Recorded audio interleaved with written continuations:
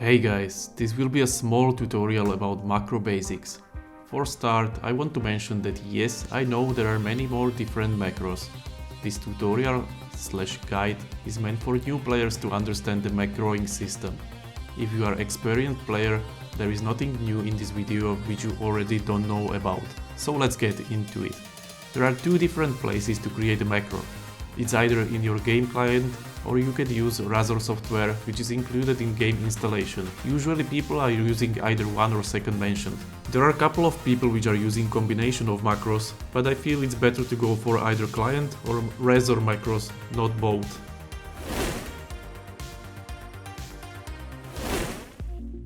Let's start with the in-game macros. To create a macro, you go into option macros. There are a couple of pre-made macros, so let me delete all of them. Let's imagine you are a fighter. As a fighter, you don't need too many macros. So here are a couple of examples I would go for as a fighter. I don't like auto open doors because it will mess you up in PvP. Let's create a macro to open doors. When setting the hotkey, don't forget to always hit the check mark, otherwise your hotkey won't be saved. You can use the in-game open door or you can go for the pre-made in-game commands made by Endor team. To open a door with in-game command, you would say .open door. These are basics of making macro in-game. Set the hotkey and select one or more commands. I don't want this video to be too long, so I will speedrun through a couple of helpful macros to use as a fighter. In Ultimate Online, you usually have some type of target.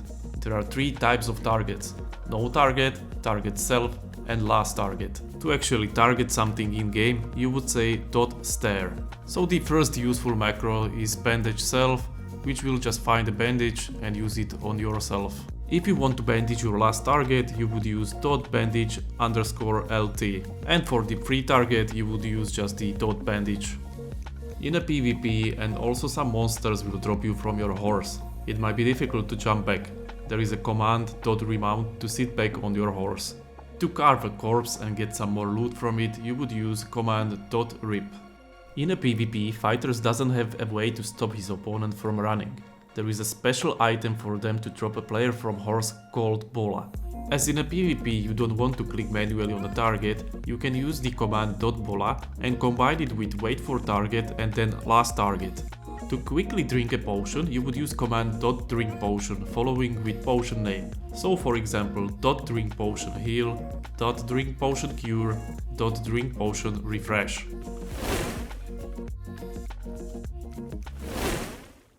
In Razor, there are three main tabs you would combine to make a macro with hotkey: macros, scripts and hotkeys.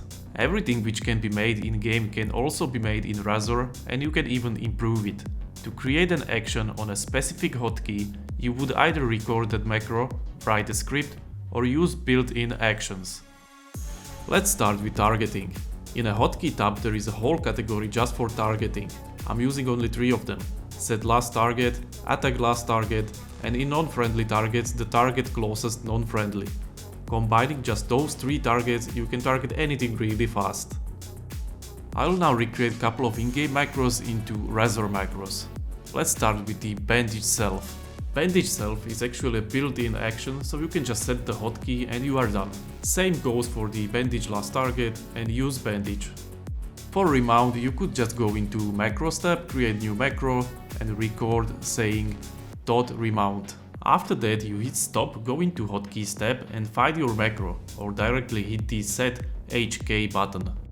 For a rip, there is actually a script which most of the people are using. So go into scripts tab, copy paste the rip script. You can find it below in video description. Then go to hotkeys tab and in scripts category set your hotkey for carving corpses. For bola, you would create a new macro, hit the record and then in-game say .bola and click on any target. That will create 3 steps in Razor. You can then convert the last step by right-clicking on it and changing absolute target to last target. For drinking potions, you can use again the built-in actions.